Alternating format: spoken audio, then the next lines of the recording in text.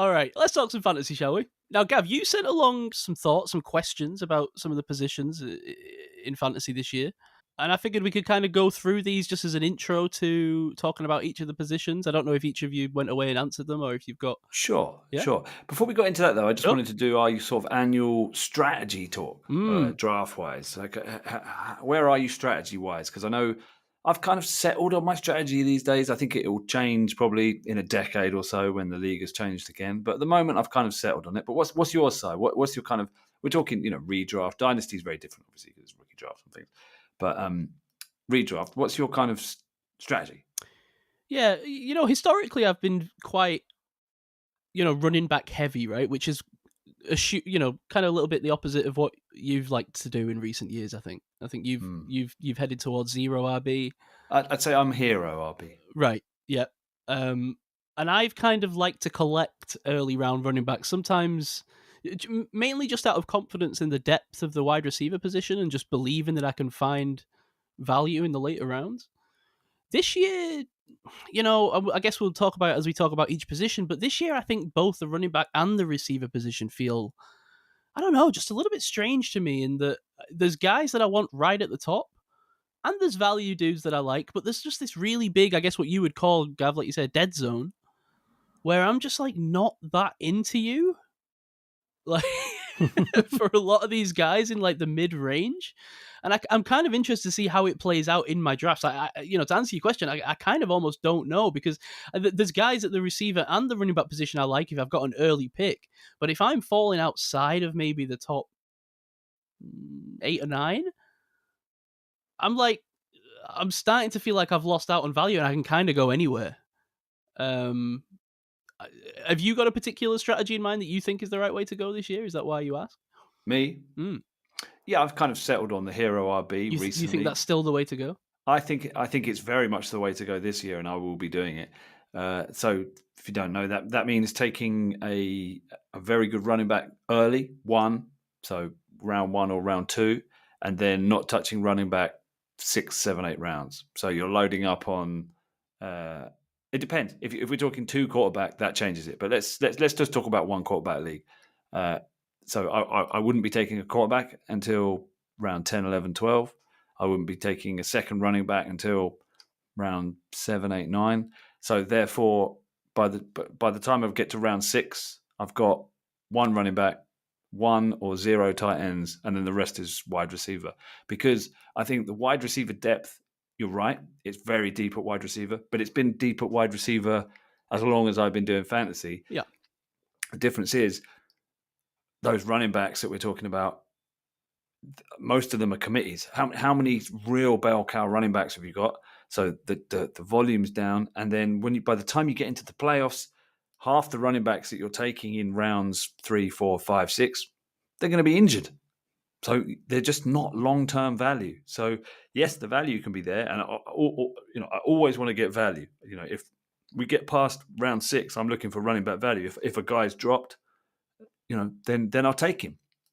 So it's not about, this guy's a dead zone running back. David Montgomery's a dead zone running back. I'm never going to draft him. But if he fell, I'll pick him up. I'll take him. If he falls to the 8th round, I'll take him.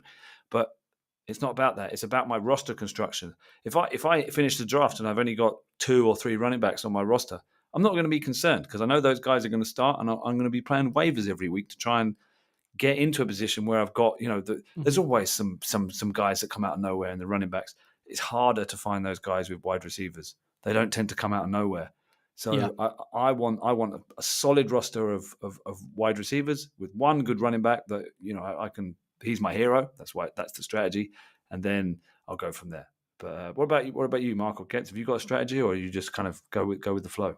I've tried to build strategies in the past, but I tend to end up not so much panicking, but just my thoughts just don't ever end up being straight when I end up doing it. And then, as the board falls, I'm just like, oh, actually, maybe this is the way to go, and it kind of all gets a little bit muddled. I've tried to keep to a strategy at times, but it's just it can get difficult, particularly in redraft. And I like the idea of hero RB, but I do I almost feel like I get gun heavy with RBs. I almost feel like if I've picked somebody if I picked a particular position in the first round, unless it's QB, obviously in a 1 QB, I kind of want to double dip a little bit. I almost feel like I want to get strong in one of these positions, whether it be running back or wide receiver. So even with the running backs, like if I can get two of the strongest RBs on the board, then I'll be loving life. But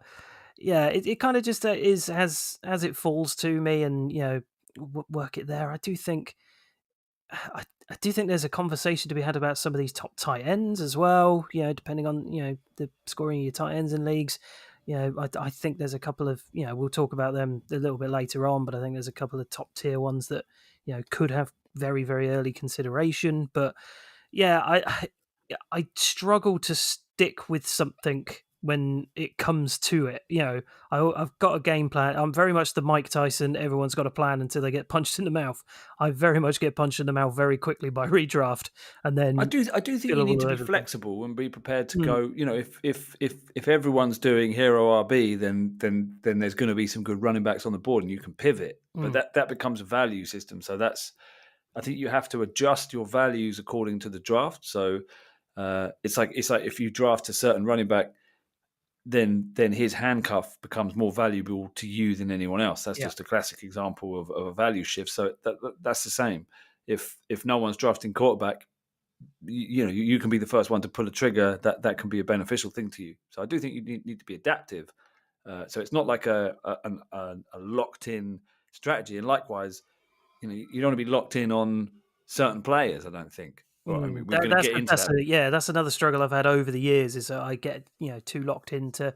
Oh, this guy did great for me last year, so yeah, I'm definitely going to get him in. Yeah, I'm definitely trying to shed the likes of Mike Evans, for example, like who could still do a job at times, but maybe I shouldn't rely on Mike Evans every single year. Like maybe But then there's also the entertainment factor. Like you've got teams you want to watch, right? And I want to own the players that I like to watch on Red Zone or whatever. It's like.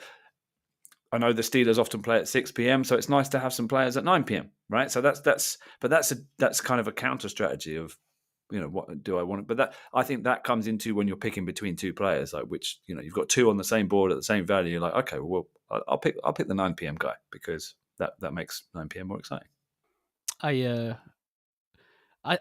You've almost convinced me on the hero RB strategy thing, Gav. But the problem is this year that I don't know that you can get a hero RB no matter where you are in the first round of the draft. No, I think it's first two rounds. The first what? So what do you mean by that? Sorry. My strategy is I want to get a good running back in either round one or round two. Right. Okay. Because my worry is that if I was going to do that strategy, I would basically want one of the top 3 running backs, and after that, I'm starting to get scared. Well, it takes balls. I'm not going to lie. But let's do it. Well, Kets, have you got any strategy? I think this year is a bit different. Now, I don't tend to do a lot of redraft leagues anymore, but I think this year with the quality of the rookie running back class in particular, I think that must have some impact on your strategy. But that said, equally, I'm conscious that the NFL has very much returned more to a running game. It's not just a passing league as much as it has been maybe the last 5-6 years. So if you can get someone like a Saquon early on, or maybe like a Jamar Gibbs, who's very much like a receiving type running back, if you can get that kind of combination of that skill set, then I think that's valuable if you can get him early on. And then obviously if you get someone like a Derrick Henry playing on the Ravens team, then that's definitely, I think you need to pay kind of attention to the O-line that they're running behind, because that'll be important as the season plays out. Equally, I think Mark's point about tight end is really important. I don't think there's that many top tier tight ends anymore, and some of them have lost volume and maybe lost a bit of confidence. Like you think 2-3 years ago, a Travis Kelce and a Mark Andrews would be no-brainers, where you're probably looking at them this year going, is Kelce going to get the volume? And is Andrews as reliable as he used to be? He seems to have lost hands a little bit the last few years or so. So maybe that does bring wide receiver more into the conversation. A lot of redraft leagues don't tend to take quarterback that high at all, and I always tended to take a quarterback, especially one that's dual threat, that's going to get the passing yards and the rushing yards and opportunities of rushing touchdowns as well. So I'd be inclined to give that a go, but I think I'd give Mahomes a miss in a redraft league this year. I think he's just not kind of at the same heights he was maybe 3-4 years ago.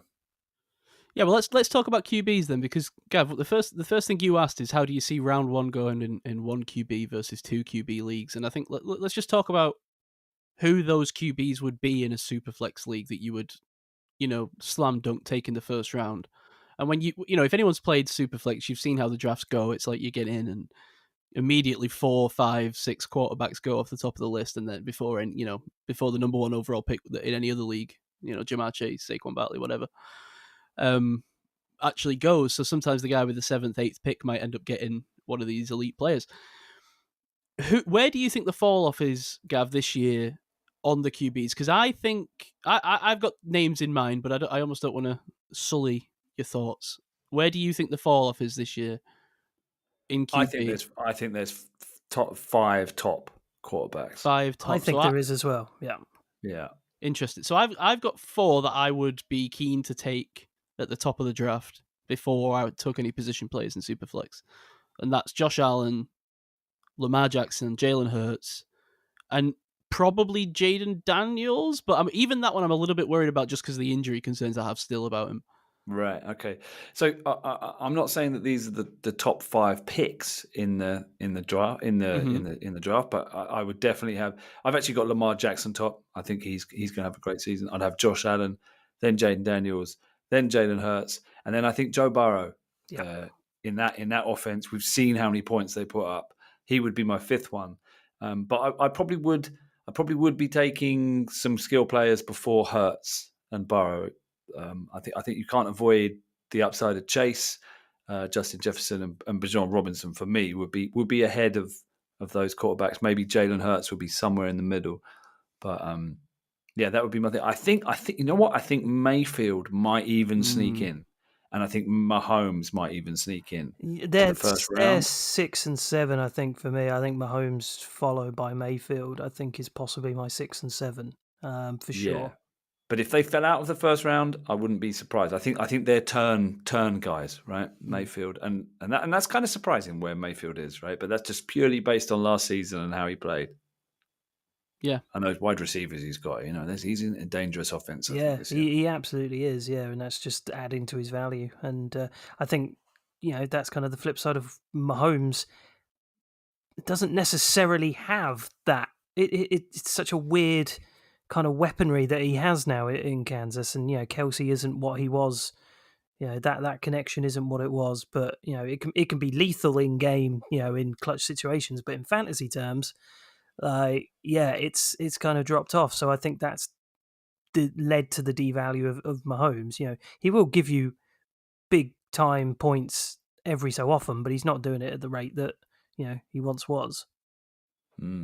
So I'm taking Lamar. Did you say you were taking Josh Allen? Sorry. Yes, Josh Allen would be one for me. He's got more rushing touchdowns than Christian McCaffrey in his career. Right. And Mark, who was that year for? Was that for Allen or Jackson? That was for Jackson. Lamar's my number one. Oh, you're on the Jackson train at Ketz? Where are you? Yeah, I think I'd go Jackson QB1. Okay, wow, 3-1. I was expecting Allen to get the wins, and I thought you'd go Jaden Daniels, Mark, as well. I mean, Daniels is 3 for me.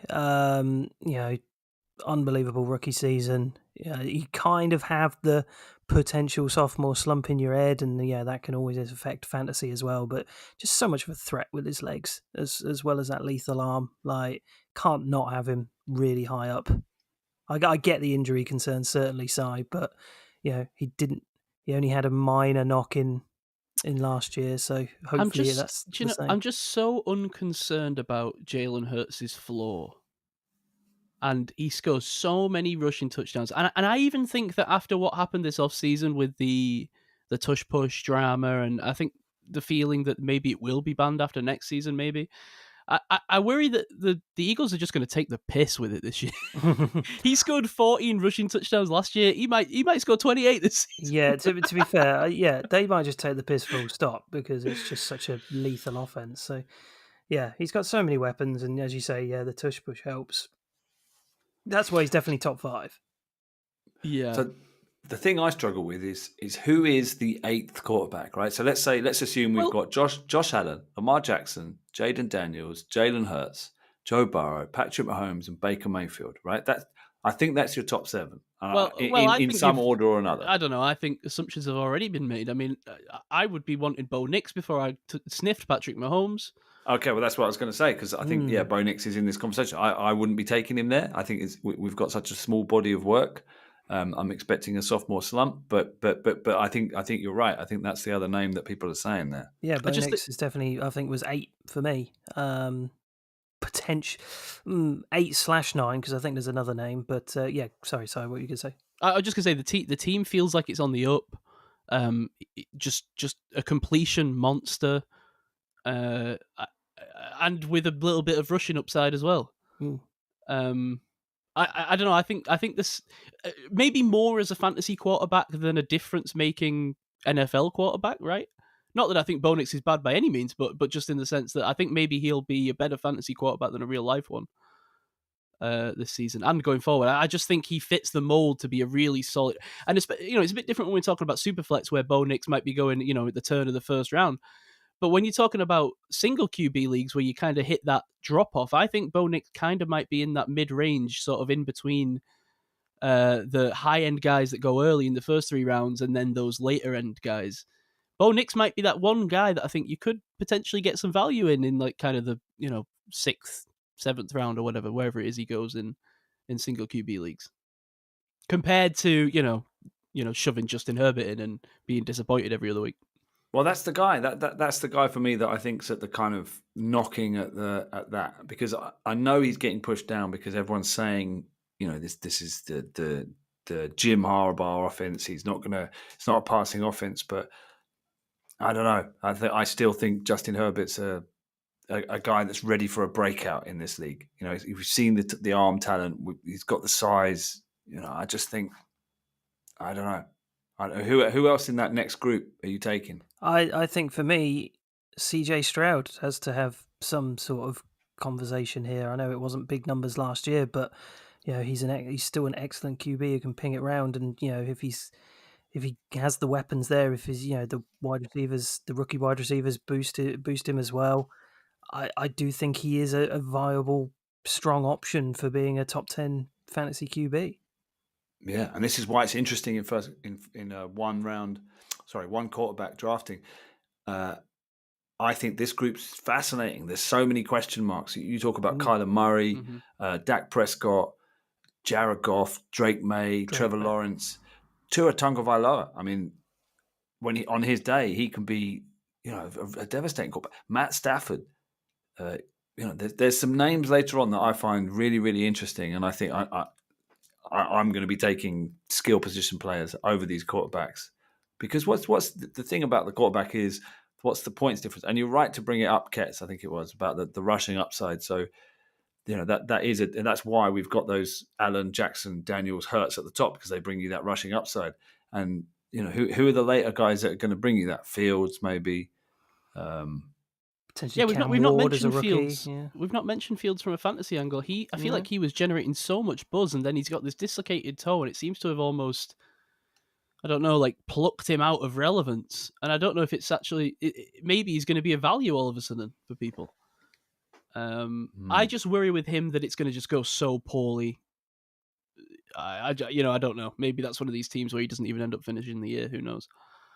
I mean, is there an argument for doing a strategy of taking Daniel Jones and Anthony Richardson, because both of them have got rushing upside, right? And then, but they could be getting you points. If you do the handcuff thing, that could work out. Well, the thing is, I don't think you would even need to necessarily do the handcuff thing, because both of these guys might go undrafted. Right, but that's what I'm saying. You could get real value. You could take a Trevor Lawrence and both of those guys, and then you're absolutely set, I think. Right, and that's a good late round strategy. Don't know if I'd be more comfortable with that in a 2 QB than a 1 QB. Yeah, possibly. Well, let's talk about 2 QB. So, let's talk about 1 QB. Let's talk about 1 QB. Well, I got that wrong. So who do you think is the number 1 overall pick in a 1 quarterback league? No, sorry, not quarterbacks, just not quarterback any overall, position. Just round 1 in a 1 quarterback league. So we're probably not looking at a quarterback going. Who do you think's number 1 overall? Sorry, I think you're hard pressed not to. there's a guy I want to take if I'm in that position, and I'm not going to get the option, so I'm not going to have to worry about it this year. But I think if you're being smart, it's probably Jamar Chase. Right. I think you're right. I think it's tough to even argue with that. I can't argue with that. Yeah. If Justin Jefferson had a more solid quarterback, then maybe we've got a conversation. But otherwise, should we just? I tell you what. I'll mention all the names that I think you can make any argument should be the number 1 pick, and you stop me if you think any of them are crazy. Jamar Chase, Saquon Barkley, CeeDee Lamb, Jahmyr Gibbs. That's where I'm cutting it off at that point. CeeDee Lamb's a really interesting one with Pickens now in that offense. I'm sure Lamb will still get the targets, but I don't know. It feels less. I wouldn't less take hyped CD over about Jamar. Lamb. Yeah, it would be strange. I think there's 2 names. I think if you're picking first, you're picking between Jamar Chase and Bijan Robinson. I think that's it. Bijan? Yeah. All right. I don't think it's Barkley. Why Bijan? I mean, what's leading you to believe? Because you've got I think that offense is going to lean on him. I think we're going to see a Bijan explosion this year. You know, part of fantasy is predicting is not repeating what's happened last year, but it's about predicting what's going to happen this year. Very true. I think Robinson it's time. It's time. I think he's going to take over the league. It might just be the Drake London and Kyle Pitts of it all, but I'm so tired of waiting for Falcons players to become the fantasy beast that they're meant to be. Especially Kyle Pitts, man. I'm just not doing it. Maybe this is unfair on Bijan, but I'm just not doing it. I'm not being the guy that's going to be left holding that bag. Okay. The bag I'll be holding is called Jahmyr Gibbs, and I'll be running to the bank with it. And you will meet me in 2026 when I am holding the Ashton Genty bag, because that is... Oh. Okay. I'm not, I don't want to get on the hype train of that in 2025 just yet. We haven't seen any of it yet, but I'm telling you, 2026, I think that's where I'm possibly going to be leaning. Hold on 1 second. So just before we move fully onto talking about the top running backs, because I'd like to get into that, let me just, and then see if any of you guys have got any more as well, just on the quarterbacks before we kind of move off them fully. I just want to shout out a couple of deep sleepers I think are good options here. Geno Smith is apparently going as the 26th quarterback right now. If you think the Raiders are going to be better this year on offense under Pete Carroll and Geno Smith, and Geno Smith's been slinging it with the Seahawks the last couple of years. Not a bad shout, yeah. He might be undrafted. You might be able to get him for $0 in an auction league. So he, for me, is definitely, and then it's the sophomore guys for me that I would want to bet on. Either pick your poison, Michael Penix or Drake May. I think Drake May is going to cost you a little bit more because of the rushing upside, and people are kind of high on the Patriots this year and what they're building there, and we'll see how that goes. Penix maybe a little bit more risky, a little bit more boom bust. We haven't seen quite as much of him, but he looked good in the few starts that he got, and he was kind of a gunslinger, so he's got some, potential there. Maybe he's like a late ad. What do you think of those, Gav? Yeah, good. I mean, it's not a bad strategy if you're going to wait. You're in a single QB league. Just wait the hell out. See who's there, and then take a veteran. Like I'd be targeting Purdy if he fell, a Prescott, a Goff, or a Stafford, one of those guys, and then pair that with Cameron Ward or Penix, like you say, or JJ McCarthy or Drake May, or even Anthony Richardson or Bryce Young, or someone that you think's got a chance. Shedeur Sanders, even maybe if he has a great preseason. Whatever you feel, whatever happens. Unbelievable. Someone that you think might come through later in the season that gives you massive upside, but you've got the floor of a Matt Stafford. That's a pretty good strategy in single QB, but because paired with that, you're going to have awesome wide receivers, right? Because you've waited and you've got a massive roster. So that's definitely something I've had success with previously. To be clear, the opinions of Gavin Marshall and Shedeur Sanders are not necessarily the opinions of the rest of the UK Steelers podcast. Absolutely. Which is true. Do not draft Shedeur Sanders. So wait, by that kind of logic there, are you drafting both Joe Flacco and Shedeur Sanders? You could do. I think if you're going to do that, you're going to want to take another quarterback. If you're going to do that, just go home and then come back again in 2026. Just think about your life for a second there. He's telling me if you've got Justin Herbert and Gabriel. Right. Now, if you've got Justin Herbert, let's say, or Tua Tagovailoa, and then both of those quarterbacks, you're in pretty good shape, I think. Because you can get all those guys late in the draft, right? So you've got a good roster. Did we even mention Caleb Williams? I was just about to mention Caleb Williams, but I wasn't sure if I missed that in and amongst I arguing was with the trying kebab to shop. Yeah. Oh, wait 1 second. You've been arguing with the kebab shop? Yeah, I've just cancelled it. They've been 2.5 hours. No. 2.5 hours for a kebab. That is unreasonable. On a Thursday night. Quite right. And Amy's not taking it too well either, so... Not surprised. I'm in the doghouse. Anyway, I'll tell you what, that's the worst kind of kebab bread. The one that doesn't arrive. We can all agree with that. Poor Kets, no dinner. Yep. Kets, order another kebab now. It'll be here in 15 minutes. Trying to talk quarterbacks with you guys and do that at the same time. Let's focus on the kebab choice. Where are you going to go? No. Let's focus on Chicago. That's much more interesting. DJ Moore, Roma Dinze, and Luther Burden. That's a pretty damn good room with Colston Loveland and Cole Kmet as well. I know, Caleb's still up and coming as a quarterback and he's only got 1 year experience, but I quite like those odds. I know the offense was rubbish last year, but there's potential there. At least it's a fun thing to be involved with. Yeah, you're betting on Ben Johnson turning that whole situation around, and you're betting on the offensive line not allowing him to be sacked 68 times. Yeah, he needs to be running forward rather than laterally and backwards. Yeah, but he threw for 3,500 yards last year, and you've got to think that everything's going to improve on that offense. So I don't hate it. It's probably not going to be a project I get involved with very often this season, I don't think, but it's certainly one that I can see people betting on and winning. Yeah, absolutely. All right, should we talk running backs? Let's do it. A bit more holistically.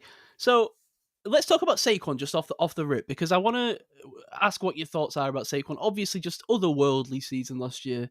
If you had Saquon Barkley, you probably won your league.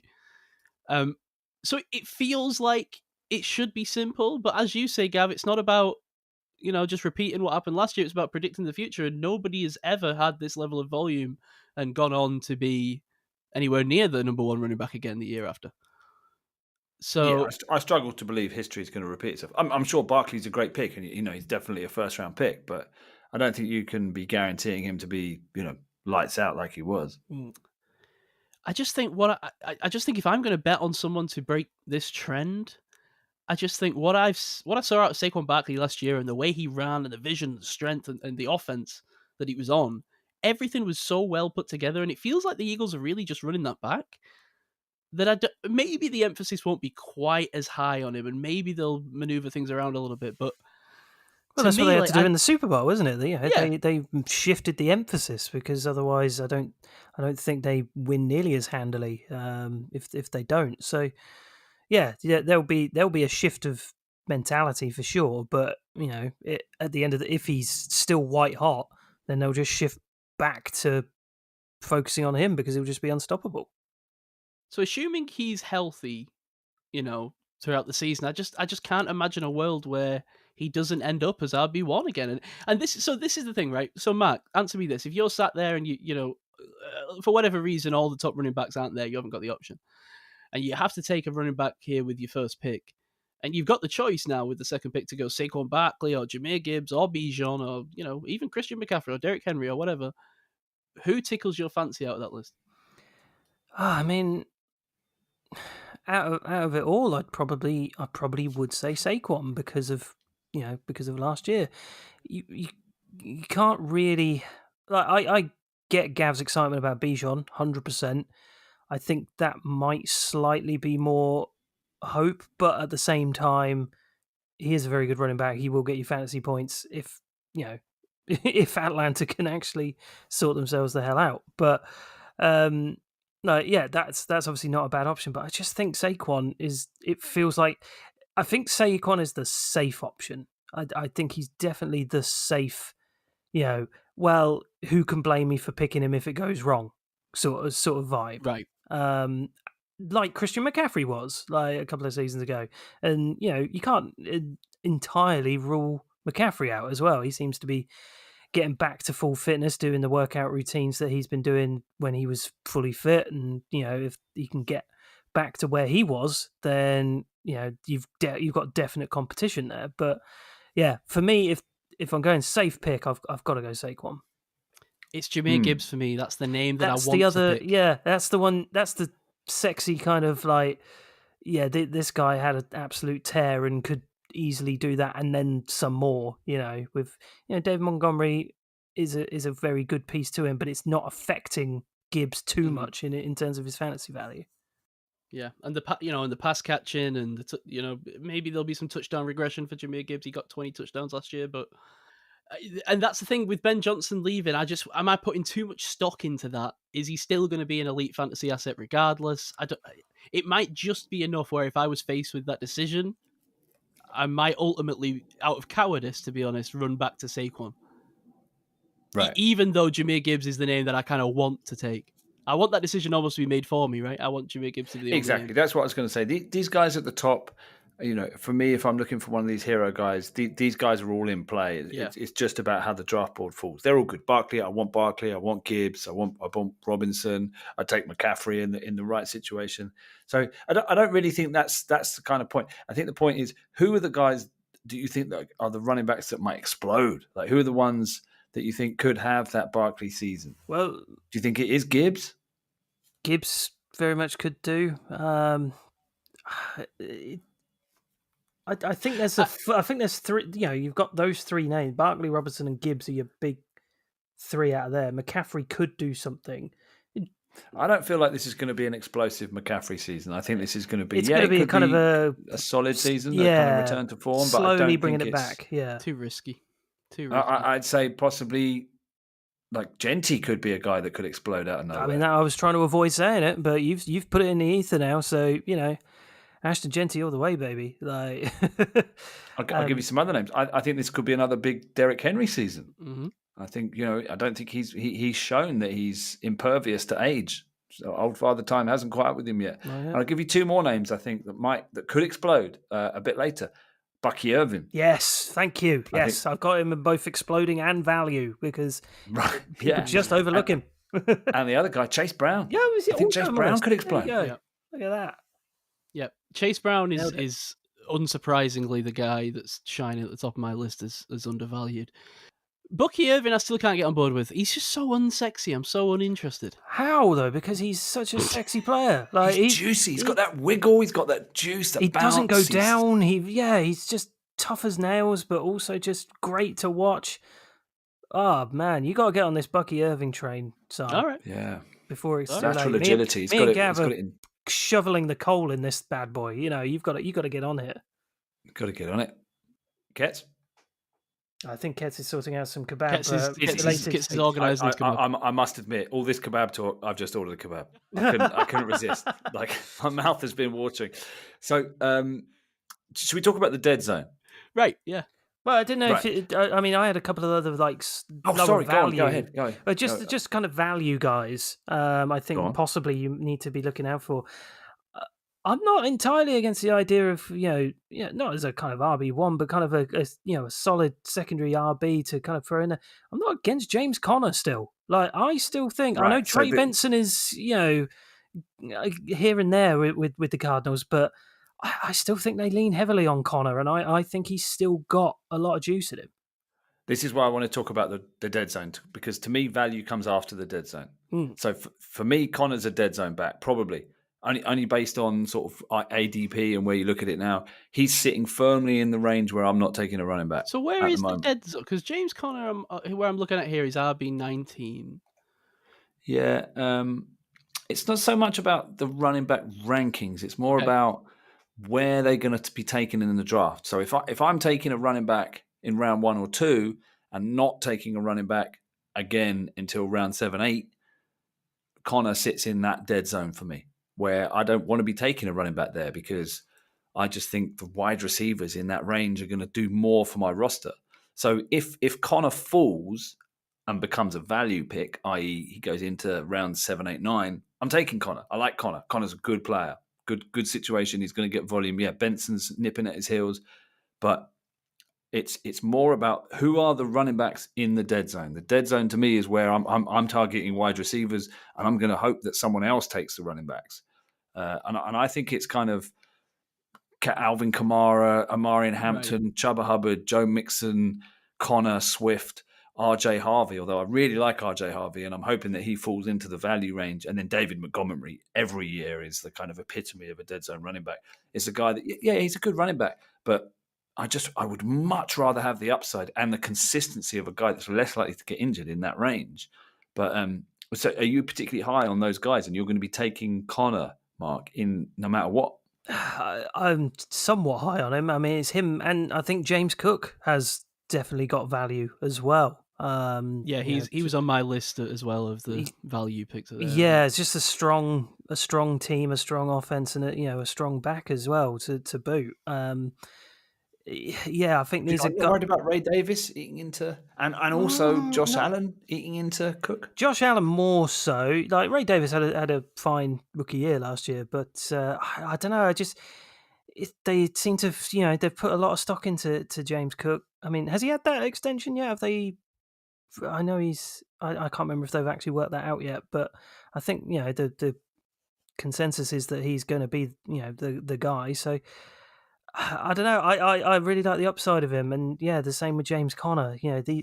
I think these are guys that I could possibly see taking a bit higher. It depends on where the board is. And RJ Harvey, I absolutely agree. I love RJ Harvey. I think he could be one of those dead zone guys that you're talking about as well. But it's depending on how the board fell. I think those two and maybe those three guys are guys that I'd probably be eyeing up. Yeah, a couple guys I've written down as potential deeper sleepers. I think DeAndre Swift is a guy who is interesting. He's obviously a name brand that's way devalued after the whole move to Chicago and everyone's kind of moved on from him. But part of me thinks that Ben Johnson's going to come in there, look at that room and kind of say, DeAndre Swift's the closest thing I've got to Jahmyr Gibbs. Maybe. I'm kind of mid on him. I'm kind of not excited particularly. But for me, that's I draft him late and maybe his role ends up massively outsizing where he gets drafted. Fair enough. That's true. I think that's possible. Trayvon Henderson is the other option in that range. Trayvon Henderson, he's the headline value pick for me. Oh, okay. Absolutely. I think that guy, the fact that he does the pass protection, he's a pass catching back. He could be your poor man's Jahmyr Gibbs, I think. Mm-hmm. In a sort of flexing offense that's finding itself. That's definitely a guy I'm targeting as if I'm doing RB hero RB, that's exactly the kind of player I want as my second RB, round 7, round 8.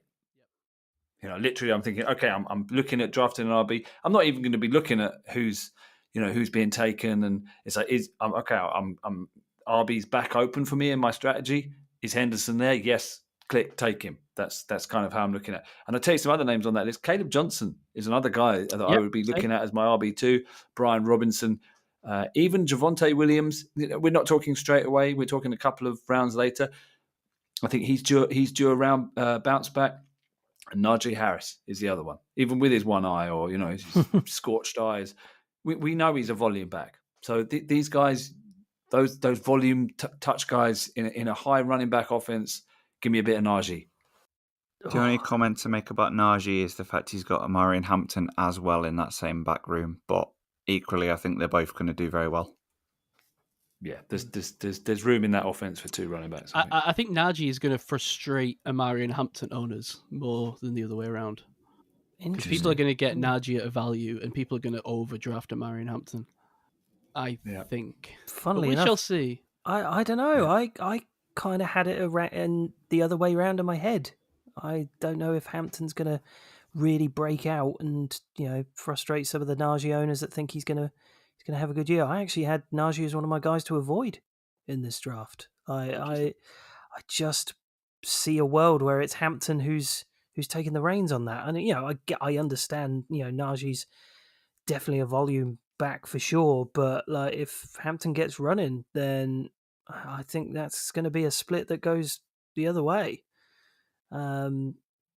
Also, once the Titans realise that Tony Pollard is absolutely nothing and actually give their best back, Tyjae Spears, the ball, then Tyjae Spears will get the respect he deserves, and I still hold out hope. And I'll still draft Tyjae Spears at the back end of drafts because I still believe that he has something to offer. Well, we'll see in about fantasy. that. Talking about guys at the back of drafts, who are your sleepers? Running back. Yeah, running back sleepers. So there's a couple guys. Bashal Tootin. Ooh, interesting. That's interesting because I've got Tank Bigsby. Or Tank Big. Yeah, so I actually I wrote them both down and like it's kind of like depends if you think Bashal Tootin could maneuver in. And I think a lot of it depends on what happens with Etienne, right? If Liam Cohen comes into the Jags and is like, I really am not interested in Travis Etienne, then maybe, Tank Bigsby and Bashal Tootin both have a role in that offense. But if Travis Etienne actually ends up swallowing still like 50-60% of the snaps at the running back position, then it's going to be a case of Tank Bigsby probably is going to be the guy that's safer because he proved it last year, and Liam Cohen's going to want someone he can rely on. But I don't know if I'm touching any of those Jags RBs until next year, until I know exactly what Yeah. Liam Cohen wants to do. But you're trying to get ahead of it. This is the thing. I wonder if Bashal Tootin might, with the speed that he's got coming out, and so I wonder if he might just be a bit of a surprise that nobody sees coming. Would you be amazed if Etienne was traded? No, wouldn't be amazed at all. Wonder what the market. So then suddenly Tank Bigsby becomes Huge. a bell cow. Yeah, almost. that would be that's a great shout. Yeah. So that's almost I'm almost betting on that. Yeah. With the Bigsby one. I think the previous regime was wedded to Etienne, not this one, and there's been some question marks, right? So I think Bigsby's shown that he's a good hammer at the goal line, so you might get some touchdowns, and then you're just hoping for volume there. What do you make of J.K. Dobbins this season? Because a bit of a weird situation that he was like unsigned for a lot of the offseason, then picks up with the Broncos now. And I think that's an interesting role for him because obviously RJ Harvey, everyone's assuming that he's going to be the guy to draft again. But I think this is a similar situation to the one we discussed a minute ago with Amari and Hampton, where maybe J.K. Dobbins is the guy that sits around, at least for the first half of the season, and frustrates everyone. I think the injury, we saw the drop-off at the end of last season, and I think it's the injuries catching up with him. I think he's hit the wall, unfortunately. So I'll probably be avoiding Dobbins this year. As a Dobbins owner last year, and was in smug mode was activated early part of the season. Well, that dropped off and went away. Well, yeah, RJ Harvey and bloody Audric Estime as well in that backfield. I mean, that's definite, strong competition as well to be up against J.K. Dobbins. It's another running back room I might, kind of want to potentially avoid in that respect. You just don't know who's going to be getting those reps. But I tell you what, I know they've got Tyrone Tracy, but I'm going to say it, Cam Scatterboo is a sleeper for me. Absolutely a sleeper for me with all the upside that he's got in the receiving game as well. Guys already getting first team reps as well. I think it's going to be a big Cam Scatterboo year, man. I am so hyped to see him. He's getting first team reps? Yeah. Wow. See, I in dynasty drafts, obviously. Yeah, dynasty, 100% get Scatterboo. God. Well, I'm saying like in dynasty drafts, which have passed a lot now, I put a lot of my stock in that area into Jaden Blue because the Cowboys running back position just was so vapid. I was like, there is no plan here.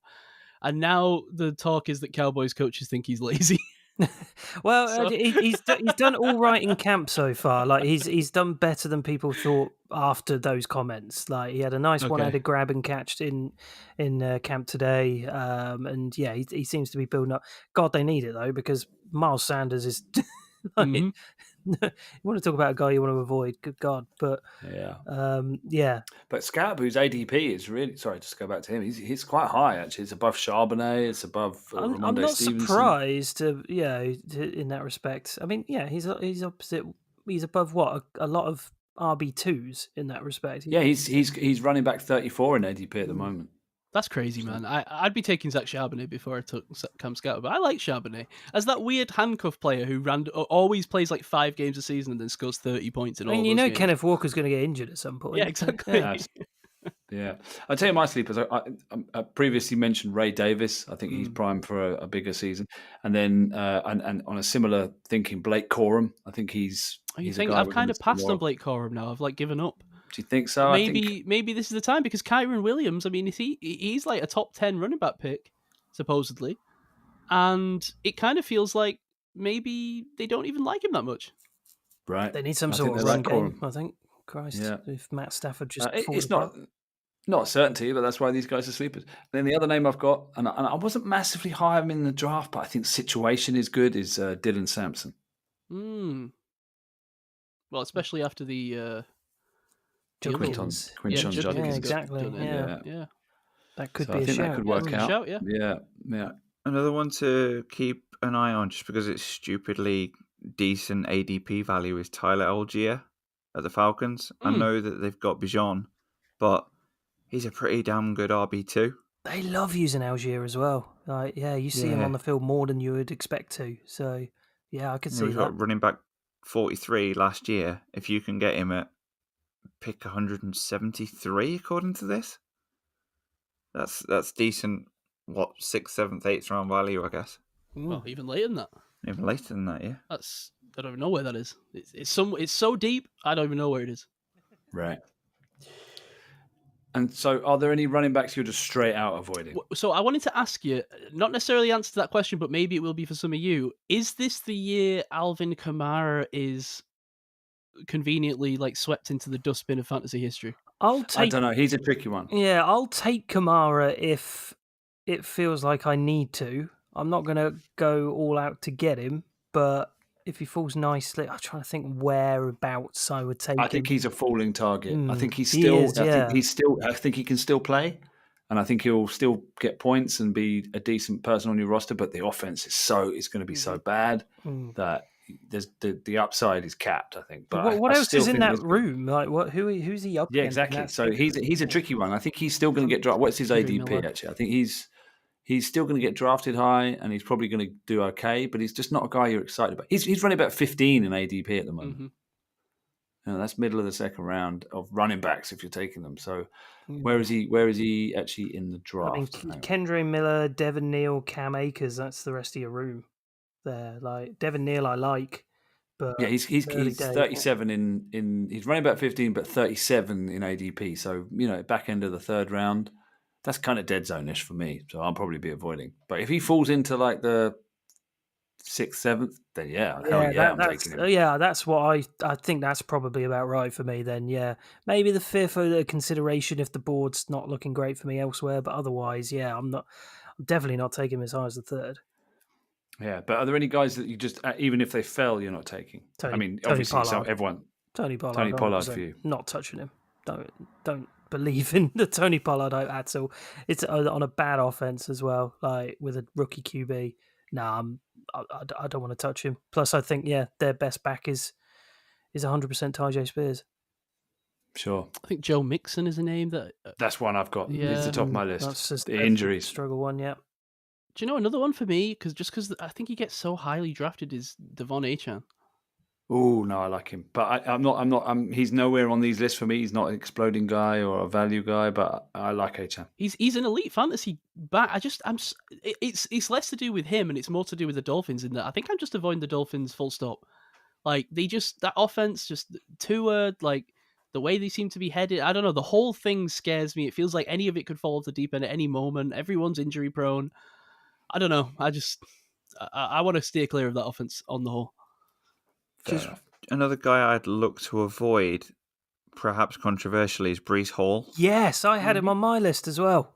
Just because I think Braylon Allen's going to continue to come on strong and take more and more reps. So I think I'd be nervous if he was still there. It's not one I think I'd definitely be totally all out on, but I think I'd be looking for another option if that was the pick. Yeah, absolutely agree. I tell you, my guys, we've talked about him already, but Travis Etienne, guy I'm avoiding. I don't like that situation. I don't like what's going on there.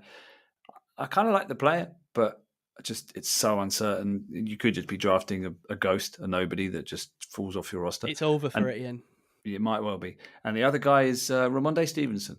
The fumbles, a player I really like. Or have liked, but I think he's coming. I think it's coming to the end for him. I think this might be it. So I'm not going to be taking him. I've sadly gone down with that ship over the last few years. I've been. I wanted that to succeed for so long that the fumbles killed him, man. It just.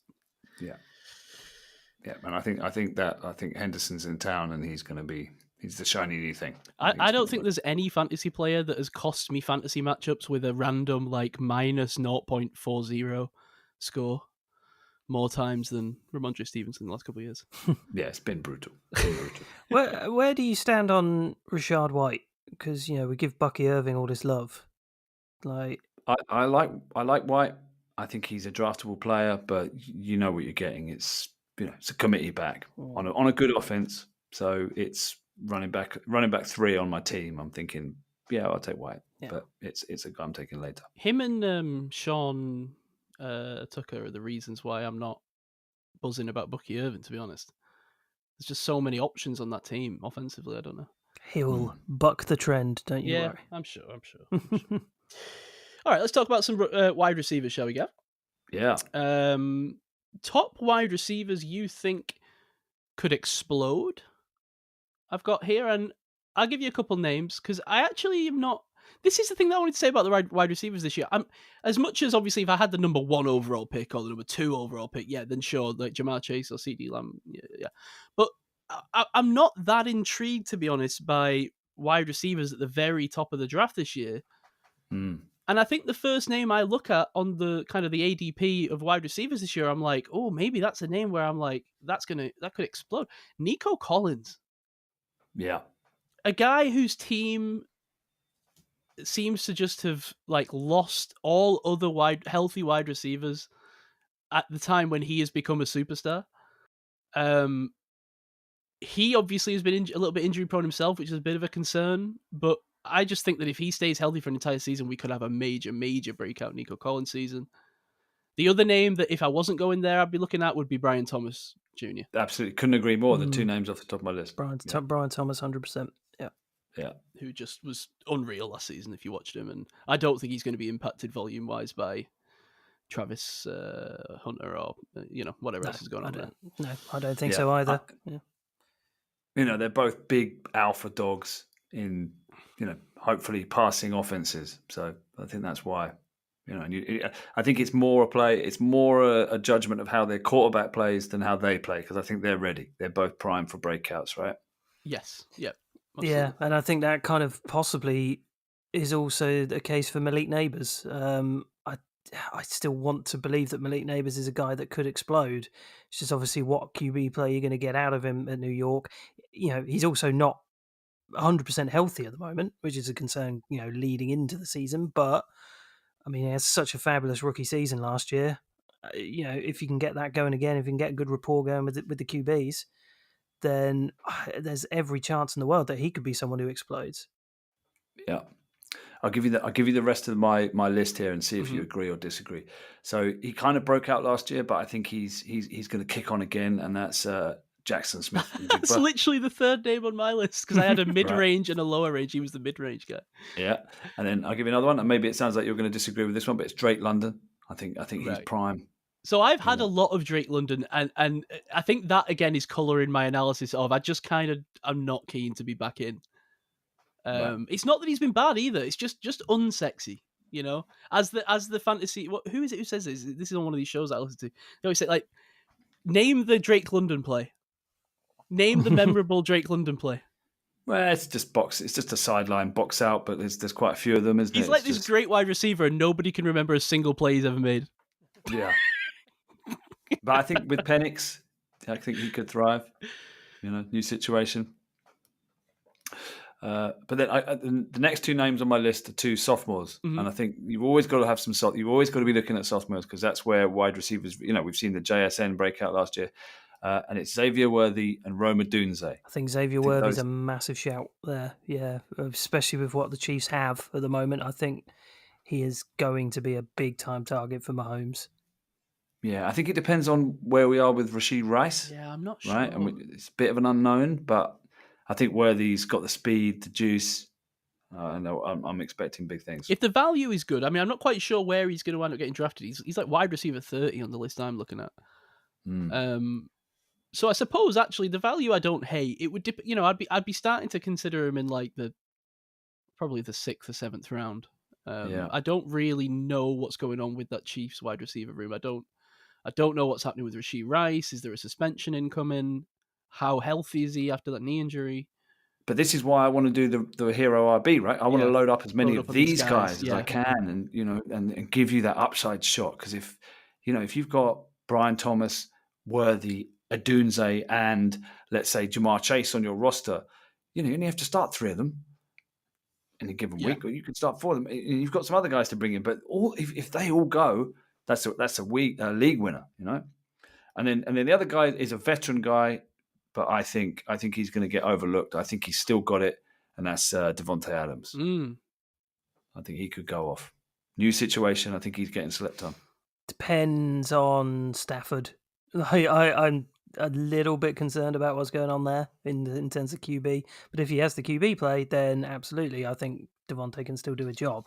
But that just concerns me just a tiny little bit. If it's Jimmy G with Devontae Adams again, avoid at all costs.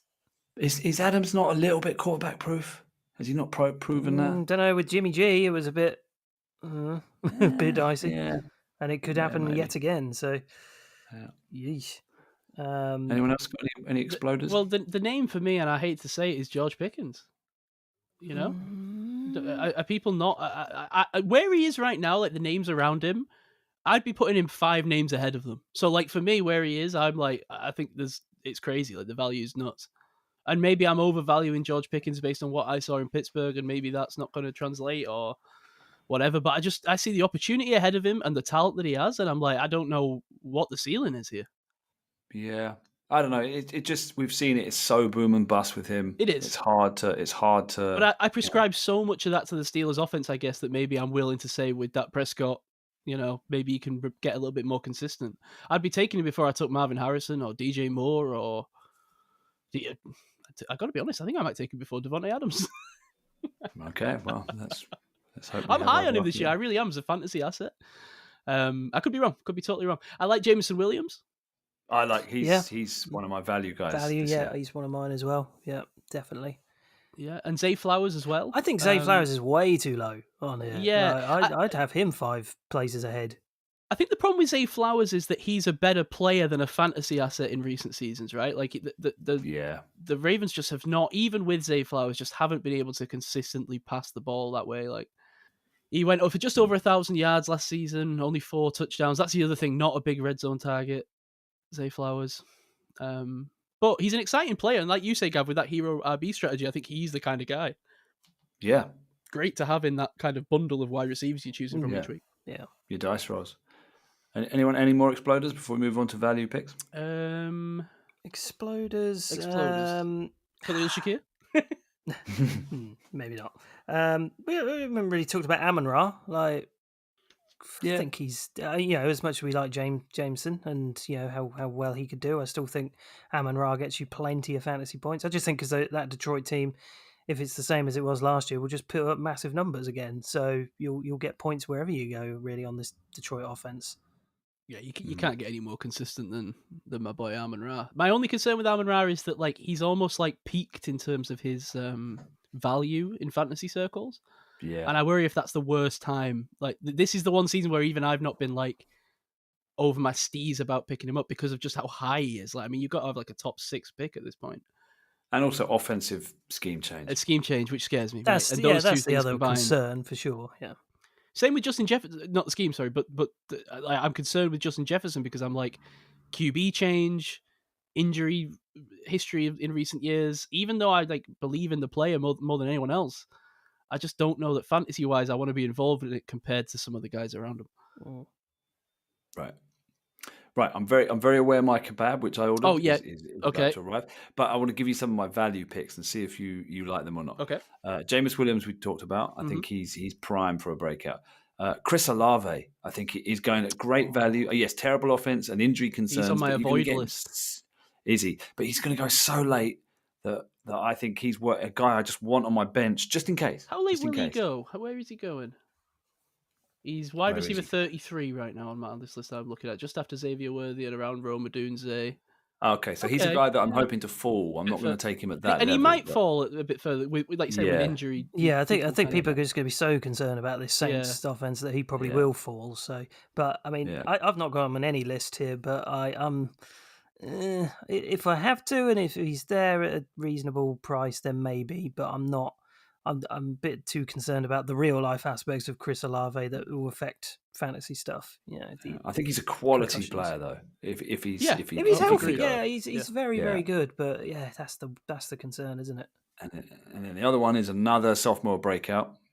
Is Keon Coleman. Oh, I thought you were going to say Ricky Pearsall. No, well, he's another one. Ricky Pearsall's on mine, but that's no surprise to anybody. So sorry, who did you say go? Keon Coleman. Keon Coleman. It's time for Coleman. Well, the Bills need something, don't they? So yeah. So excuse me while I go and meet this moped driver and collect my delivery. Yeah, no problem. Yeah, because I think Khalil Shakir, you see, is going to be the big Bills wide receiver. So I'm not too stressed about Keon Coleman in his sophomore year. Yeah, no, I get that. We're a two-man show right now here, so yeah, two people going out to get kebabs here. Only on this show would half of the hosts disappear to collect kebabs live in the recording. Insane. It just that's what this show's all about, man. I mean, kebabs are just the natural order of things around here. So who are you avoiding in the wide receiver room? Who am I avoiding? Who did I have down here in my avoidance? I'm kind of with you on the Dolphins thing. I think I'm avoiding Jalen Waddle. I'm not dealing with Jalen Waddle or Tyreek Hill, to be honest. Yeah, Hill as well. Yeah, I'm just. I think I'm kind of done with that. Yeah. I don't want to touch any of them. They all have this like horrible like fish stink on them, like the smell of SeaWorld. The smell of dolphins. Yeah, exactly. Yeah, and it's weird because none of them are bad players, and the offense is actually. This is what's so stupid about it. It's like an oxymoron. The offense is actually really great and exciting in any particular one game. My fear is that I just feel like it's going to collapse at any moment and I can't deal with the anxiety of that. Absolutely. Yeah.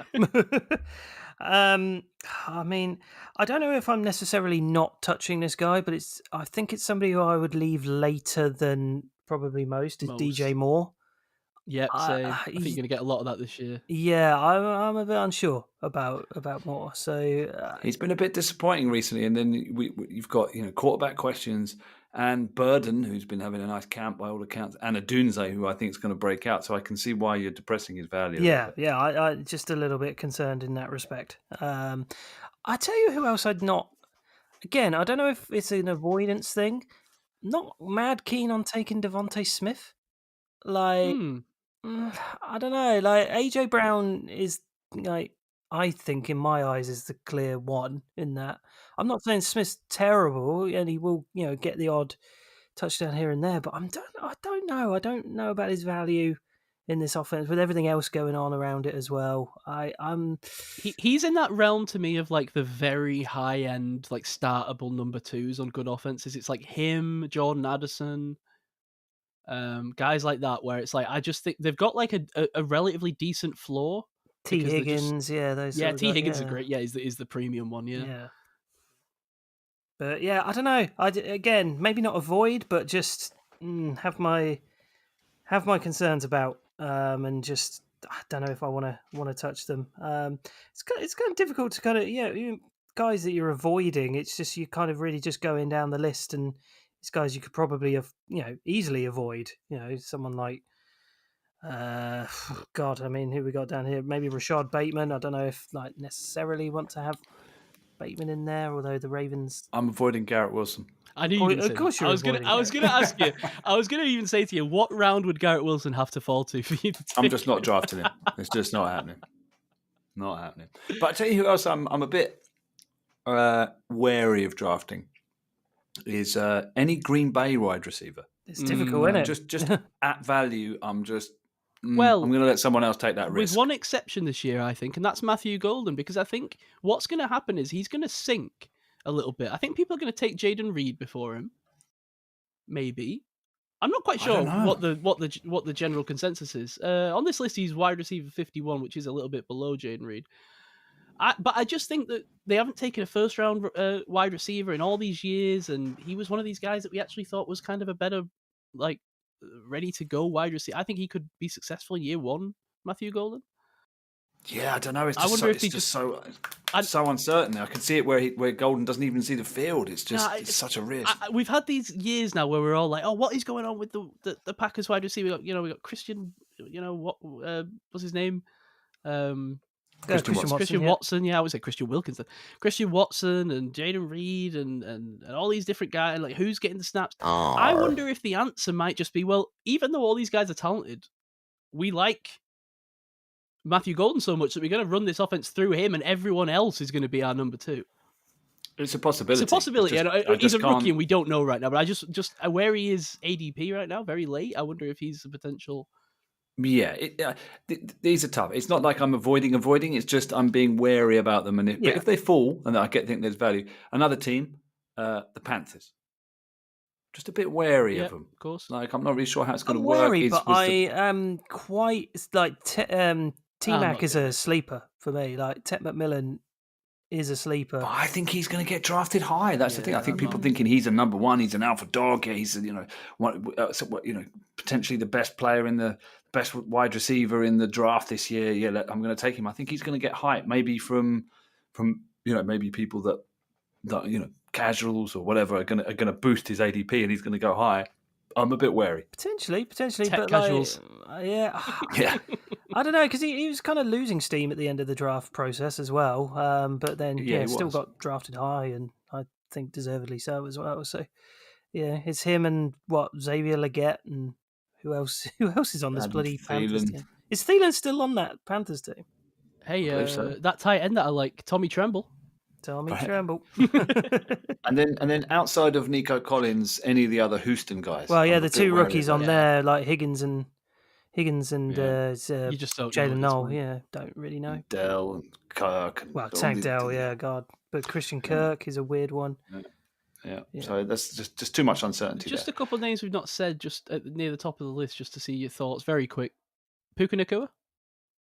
He's getting drafted so high, according to ADP. That's the issue. And with Adams in town, I'm just just a little bit reticent. Very Amon-Ra St. Brown-esque for me, where a guy we all know I love, but I just again the value is so high this year. But he's still, he's still putting up good numbers with Cooper Kupp on that offense. Now it's just replaced Cooper Kupp with Devontae Adams.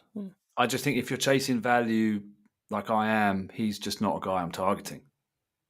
I just think he's getting taken too high. Where you're paying for last season. Yeah, you're paying high. You're going to struggle to get more out of that than you're putting in. Right. I'm just so worried about the quarterback situation at the moment with the Rams. Malik Neighbors. That's it. Again. Yeah, I think he has every opportunity to be an exploder. But again, just what's the play going to be like? Well, I think you're paying the price for him to be an exploder. That's the problem. Yeah, he's already wide receiver 7. He's already up there. It's a lot. Yeah, I wouldn't be taking him ahead of Brian Thomas, but I'd be interested around, in round 2, but we'll see. And then Lad McConkey is the last name I just wanted to throw out there. I worry that he's been a little bit overdrafted, actually. I'm sure he will have a great season, but just is really so much of this offense going to go through Lad McConkey that he's going to be wide receiver 10? You've got a rookie that doesn't seem to be having the best time in camp in Trey Harris. We'll see how that goes. You've got Quentin Johnson, who is Quentin Johnson, and see where that goes. Doing Quentin Johnson things in camp. Exactly, balls. Although apparently other than that, he's been okay. But Mike Williams retired. Yeah, so I think McConkey, he's kind of your clear guy there in some respects. So maybe that is why he's getting so highly touted. Should we talk some sleepers? I think I've given my sleepers, to be honest. I'm trying to think. Who did I not? Did I? Yeah, I had Ricky Pearsall. Maybe that was while I was chatting to the delivery driver. I'll give you mine. Wan'Dale Robinson, absolute target hog. Yeah, he is. Yeah. Where's his ADP? He's got to be deep. He is 67, wide receiver 67 on this list. Right below Jaden Higgins, actually. Yeah. And then 2 Steelers-related guys. Deontay Johnson. Isn't he just primed for a bounce back? I think he's done. Where even is he now? Exactly. He's at the Browns. But where are you going to get that guy? I mean, he's going to be so late. Yeah, I don't even know if he's on this list. I don't think he's going to take a bloody snap at this rate. I think he's just... Well, he's worth a shot for me. If he's my last spot on my bench, that's, I can drop him. And if it's not working out by week 4 and I need to pick up a tight end because my tight end's gone down, fine. But I'm going to take the chance. And the same goes for Roman Wilson and Jermaine Burton, two sophomore guys. Oh, no, Jermaine Burton's his 3-year guy. But you can't bet on Roman Wilson to be fantasy relevant. I really don't think you can. I mean, Calvin Anderson's going to be more involved, I think. hey, these are my last, my last pick in the draft All kind of guys. When has the Steelers wide receiver 3 ever done anything for you? True, but actually, there is one other one, Jalen McMillan. Like, yeah, I think he could be. I think should be much higher than. Well, I've got him 71 in this list in front of me here. Like, that's a great show, Jalen McMillan. Like, because if Godwin's not going to be recovered back from this injury, Mike Evans is getting on, but he's obviously still going to be the wide receiver 1. But I mean, Jalen McMillan, that's a cracking year last year. I suppose the fear is that he drafted a first round wide receiver, right? Yeah, Buka kind of, yeah. But I mean, for a redraft, while Buka's still getting used to the system, maybe, and not maybe there, I think McMillan could be a hell of a shout. Oh yeah, I mean, as a deep round sleeper, especially early in the season, a guy who you could maybe slot in early, for sure. 100%. All right. Let's talk about some tight. I'm conscious that I like if it would be helpful to get out of it just before midnight. Yeah. So is it all right if we push the summer scouting, Mark? I don't mind that because it looks like Ketz is still in kebab purgatory. I don't really know what's going on with Ketz's kebab. Right. Maybe I am mid kebab as we speak. He's nibbling on it. How's it going, Ketz? Can you give us a quick update on the kebab? Is it good? Yeah, it's quite fresh actually. Good ingredients. It's only a pita. It's not a naan, but it's a pita served in a tray with plenty of good quality kebab meat. It's got a nice garlic mayo kind of side sauce that you can pour on as much as little as you want. Salad's really fresh. Did it get delivered? Did it get delivered, Bill, or did it get delivered like this one here, where I get bread in with meat, and then the salad is in a separate box for me to administer how I wish? Yeah, it's kind of compartmentalized. So the bread was in like a separate foil packaging, so it was nice and fresh and warm. Oh yeah, I like it. So that was really nice. And then the rest of the kebab, I'll put a picture in the group chat or tweet it out. It was like the various different sections. The salad was in one corner, and then a big healthy portion of chips as well. So yeah, right, you went chips, huh? Right.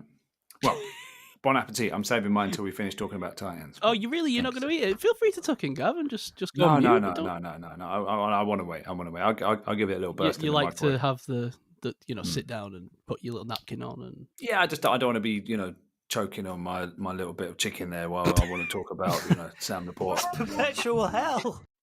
All right. Oh God, that's the new one. Right. Speaking of choking chickens, we were about to talk about Sam Laporte. Oh, sorry. Unbelievable. Nice. You asked who are the elite? How many elite tight ends? Yeah. So how many? If you're playing in a 10-team league, how many of those teams are going to have elite tight ends that are must start every week? 4. Do you think? 4 for me. The way you worded that slightly changed my answer. Like, must start every week. Well, yeah, then it probably becomes 5. But when I was just looking at it as like, who are the elite tight ends? Yeah, I think yeah. Sorry, I not super elite. I just mean who are your absolute starter tight ends? Right. Yeah. Okay. Then I think Brock Bowers, Trey McBride are the elite. Mm-hmm. Then I think George Kittle is still in the sort of in his own tier, sort of there almost in the middle. And then TJ Hawkinson and Sam Laporta would be guys where I'm like probably not going to start anyone else over them. And that's where it probably ends, and then decisions are being made. Do you think so? Kelsey's off this list now, is he? Do you think? Yeah, I think so. Yeah, I think this is the first year. I still think he's here. Just about. He's hanging on with his fingernails. I think he's in this group. So I'm going to go 6 with Kelsey. I feel like his involvement's going to be like maybe fall off a cliff is too hard of a way to put it, but comparative to what we're expecting from Travis Kelce, he's going to fall off a cliff. I don't think he's going to be like a fantasy relevant tight end in as much as he's going to be in a top 10. I think he's going to be like maybe like tight end 15 to 20. I could be wrong. Maybe he'll be more involved than I expect. Maybe they'll lean on him as the season goes on and it's all reliable. Yeah, I just think with a player like him, with his nous, it's not all about physicality and movement with him. There's just an X factor with him, and I think you can still. I think this might be it. This might be the last year, but I think he's still got a little bit more to give. Shall I give you the names? I think I'd take over Travis Kelce I think David Njoku. I think Evan Ingram on the Broncos. I think Dalton Kincaid even though I'm a little bit out on that, I'm happy to attempt at least. to see if that goes anywhere this I've season. not given up on Kincaid, especially in fantasy value. I still think there's something there. Tucker Kraft of the Packers. I think Colson Loveland is interesting with Ben Johnson on the Bears. I think all those guys I'd probably be interested in taking over Travis Kelce. Really? Maybe not over, Wow. but like instead of, because I'm sure Travis Kelce will probably go, higher than some of those guys still. But, I'm just not particularly interested in Travis Kelce this year. I think sometimes in fantasy, some people are too quick to move on. Yeah, I think that might be the case here.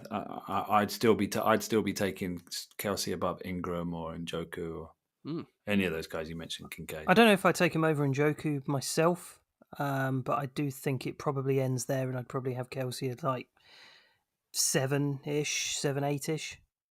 Yeah, maybe I'm just ready to turn the page. I think I might be lower on Hawkinson than you guys. I don't know. I kind of had 4 elite, and I kind of had Hawkinson just outside of it. I get you. He's kind of the least exciting out of all these guys. Yeah, but he is reliable. I understand the reliability. So he gives you that floor, and I think these tight ends sometimes they peak towards the end of their careers, or sort of mid to late, and I think that's where he is. So I think Hawkinson could be due for his time. Could be McCarthy's best friend as well. Right. I think I'm a little bit biased towards TJ Hawkinson because I feel like I've had him as my tight end in almost every league for the past 8 years. Like he's just literally been my old reliable in like almost every dynasty league. I've just had TJ Hawkinson everywhere. Wait, hang on. So I need to see the Toy Story meme of you dropping TJ Hawkinson, Woody, with Sam Laporta, Buzz Lightyear in your hand. I don't want to play with you anymore. So that's kind of what I wanted to ask you was where do you think the tight end list? So they're your must starts, but you've still got, I think, a couple of players here that you're drafting a tight end, not expecting to stream tight ends, if you know what I mean. So where does that list continue down to? Yeah, so I think that includes some of those names like an Njoku and Evan Ingram and Tucker Kraft. Maybe you could probably convince yourself you could get like 14, 15 deep. Maybe do you know who the name might be? It might be Kyle Pitts. Oh, I don't know. Maybe Kyle Pitts is the name that you reach and you're like, once I'm drafting this guy as my first tight end, I'm going to start to need to stream at some time. I wonder if it's pretty thin this year, and I wonder if it doesn't get past Mark Andrews. Really? Does it even involve Mark Andrews? Like, I think, maybe even because he maybe is how much is likely. Yeah, snapping. Yeah, I mean, obviously he's just been likely. It looks like he'll start at the week 1, but obviously has the injury concern. But I mean, otherwise, yeah, I just don't know if I can trust Mark Andrews. I don't know. I think Mark Andrews might be pushing. He might be thinking he's not a Hall of Fame tight end, but I think he's thinking he could push himself into the conversation for being a Hall of Fame tight end. So I wonder if we see a little resurgence from him. The irony is that I actually think that drop in the end zone in the playoffs is single-handedly the reason he'll never be in the conversation for the Hall of Fame. Right. Like that is such a disastrous moment for a career that's never had any playoff success. Right. It was a bad moment. Tough. Who do you like a bit lower down on the tight end list this year? What do you think of Kyle Pitts? Let's talk about Kyle Pitts very quickly because he's just such a lightning rod in fantasy circles for what he's a meme. The thing is, Kyle Pitts is a meme, is a fantasy meme. Yes, it's like you see the granddad, the dad walking with the son that's got Alzheimer's, and it's like, what are you thinking about, Dad? I'm just still wondering if Kyle Pitts is going to be a fantasy asset. It's like it's just been going on for so long. It's become a joke now. So I just think he's a guy you just, unless you own him in Dynasty, you just avoid because you don't want to be the guy that takes Kyle Pitts in your draft. Well, I've heard that this year is the year according to the Falcons. It's like fusion, nuclear fusion is 20 years away, and Kyle Pitts is ready for a breakout. That's the two things you're going to hear all the time. I don't know. I don't even think you can have a rational conversation about Kyle Pitts and fantasy. Yeah. It's too memeable. About Jonnu Smith. I think he has a chance to be like a really fantasy relevant, mid-level tight end. My only question with Jonnu Smith is there a bit of a ceiling cap? Who knows if he's taking running back snaps? Well, yeah, I don't know if that's going to be a main feature of his game, and I don't know. I wonder if he's going to be capped in terms of like end zone usage. Like we know that the Steelers' offense has been historically awful in the red zone, and then you've got other tight ends on the team. I don't think you can draft him as your first tight end and feel good about it. That's what I'll say. No, yeah, I do 100% agree with that. No, I think he's a streamer. A streamer. You take him. You hope he works out, and if not, you drop him and move on. And that's the kind of range we're into. Kind of catch it and fall down tight ends. Hunter Henry, Dallas Goedert. Mike Gesicki, these guys, Cade Otton. I'm going to say Cade Otton is the only name around this range where I'm looking at it and going, maybe that's like a kind of low-key sleeper name where I could kind of get away with starting him most weeks where I haven't invested anything in the tight end position. You miss out on one of those high-end guys. We've all been in those drafts, right? Where, for the best of the way you want to work it, like all the guys you would have taken at tight end just go in half of the draft that you weren't in, and then by the time it gets around to you, you're like looking at Kyle Pitts and Dallas Goedert as your first tight end, and you're like, forget it. I'll just take Cade Otton with my last pick. Yeah, or you could look at some rookie upside like Mason Taylor. Mason Taylor intrigues me. Yeah, or Elijah Arroyo, Seattle. Maybe they're going to go. Or what about Brenton Strange in the Jags? He's suddenly thrust into a good starting position. You're going to thrust into a little Strange. Oh yeah, God. So yeah, they're guys I'm looking for. Yeah. I think one sophomore guy. I really didn't like him coming out of the draft, but he seems to be carving a name for himself. Is Theo Johnson in New York? He seems to be getting a lot of hype, and if again, it's all kind of about QB play, but he could be a low key sleeper in all of this. The Bengals have just signed Noah Fant. Yeah, that's an interesting. Does he become more fantasy relevant than Mike Gesicki? Probably not. No, I don't think so. But it's an interesting. Fant's never done it. It's never happened. No. What about Tyler Warren? The rest of these guys are just. Colts is a weird one anyway, but that could be. I'm more interested in him as a dynasty asset. Definitely a dynasty asset. But in terms of redraft, I think you could possibly do worse than some of the lower rounds. Yeah, he has to look less like one of the college Jeopardy contestants before I'm willing to draft him. Nice. I must say, Titans a crapshoot. We know. Yeah, it is. It really is a bit. It feels like more of a crapshoot this year than. But I feel like we probably say that every year. Yeah, but you've got two absolute, barnstormers at the top in Bowers and McBride. And I will say, I think there's enough tight ends this year to go. I really do think there's enough tight ends to go around. Like if you've missed out on the top 5, 6, 7 tight ends, and you're looking at an Njoku or a Tucker Kraft or a Colson Loveland, I don't think it's over. I think these guys could have good seasons. I really do. Even a Jake Ferguson. Jake Ferguson's kind of an interesting one. Yeah, that was kind of a name that was kicking around. I was thinking potentially. Yeah, you can just get into playing that game where you work out who the defenses are that are giving up, massive, tight end point scoring, and then you just pick them up 2 weeks ahead of when you need them. That's not a bad strategy. Just stream them. Maybe Zach Ertz still brings it. Aged. Yeah, who knows? God knows what, 38. Yeah. All right. And any more fantasy thoughts? Best defense. Who knows, man? That's just draft the Broncos. Steelers. There you go, Steelers. Draft the Steelers. Enjoy. Oh, yeah, fair enough. I'll take the Broncos. Who's your go-to kicker? Kicker? It's got to be the Boz, isn't it? Yeah, Boz, of course. Yeah, or Dicker the kicker, just because of the name. I'm not allowed to draft Boz in any league that I'm in with Kathy because she'll just get very upset at me. Yeah, understandable. Or you could just go Harrison Butker and just go all in. Can't beat him, join him. Christ. Yeah. I just think get rid of kickers. It just seemed like the kickers, it's the death rattles of the kickers in fantasy. Like even some of the final leagues that have been holding on seem to be getting rid of them this year, which is a shame. I always vote to keep the kickers. I think there's a skill in understanding which kickers to take each week. I've won leagues. There's no skill. It's a lottery, man. There's no. I know it's not a lottery because I have 100% won leagues by successfully streaming the right kickers because nobody pays attention. Okay. Fine. But look, people don't like to do things that they don't understand, and so they want to get rid of kicking. It's fine. It is what it is. If you want to hang your hat on winning leagues through kickers, it's the same reason people don't want to play IDP, but that's fine. Casuals. I like IDP into fantasy football. Listen, if it was up to me, we'd have one position for every position on the field. I'd have 22 starting players and a kicker and a punter. Wow. How would you do fantasy long snapping? I'm trying to figure out what that is. Just the only option is that you just lose 100 points if anything goes wrong. If you snap the ball over the QB's head in a playoff game, you instantly lose the league. Yeah. Wow. Unbelievable. I will say, Kez, I've got to admire the fact that while you were off mic, enjoying your kebab, you still were sending the memes through. Yeah, Yes, sir. you're on top of your meme game there while being in the background. So kudos to you. Yeah, it was the one of Sire's Mo throwing Barney out the bar, Barney being Hawkinson. And then it says a new fantasy season, and then Hawkinson's back in the bar in Sire's fantasy team.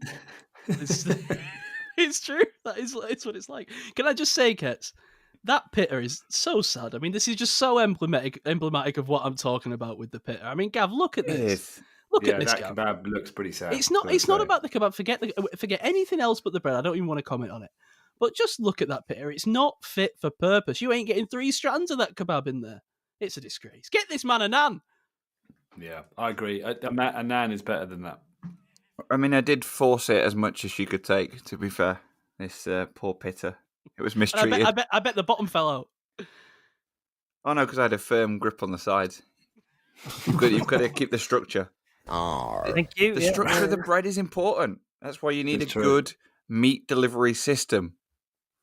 Well, your first meat delivery system was I've so got a nice, thick, meaty man's nan. Your first meat delivery system was so bad it took 2.5 hours. You didn't even get it in the end. So Yeah.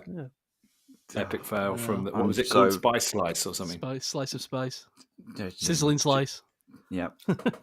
I hate that they've got a mention on the podcast. Yeah, they've got more mention than the successful. Can we get a shout out to the successful kebab shop with the bad pitters? Yes, it was Little Italy, I think it was. Little Italy. I think I've probably been there, or at least one of the 1,500 kebab shops called Little Italy in the country. Probably a fair few of them. Let's wrap it up. I got a prior engagement I need to reach at midnight, so we should just be wrapping it up. That doesn't sound shady at all. More illicit dealings. My God. See, no, it's what you got to remember is that there's those amongst you, right, that live in the nocturnal, right? Yeah. We have the power cosmic, and we exist between the hours of midnight and 6 a.m. and we're out there. Fair enough. Couldn't be me. Fair enough. Enjoy, you creature of the night. All right, well, gentlemen, been a pleasure as always. Anyone watching the Hall of Fame game? No, but I can't. I'm going to bed after I've eaten my scram. I can at least do my Greg Rosenthal impression now, because I think we can all safely say that football is back. It sure is. It sure is. My Twitter feed has gone from politics to football, and I love it. Yeah, I need to get back to finding a way to monitor Twitter, because I feel like I don't know what's going on because I don't look at Twitter anymore, and it's like the reason why I used to know everything that was happening as it happened. So. Don't look at the I For think You Twitter's page. calmed down from the. Yeah. I think it's calmed down. I think it's AIDS. I hate it. Since Musk and Trump had their big fallout, I think it's slightly calmed down a bit. I Right. don't It's not back to sort of Good old days. 2016 levels, but it's just don't look at the it's For not You bad. page. Just look at your following page. Yeah, that's what I Just should do. keep Yeah, it you're on totally that. right. Keep It's it on hard, that isn't it? page, It's hard. This is what they do because they know what they're doing. Right? They pull you in with the algorithm.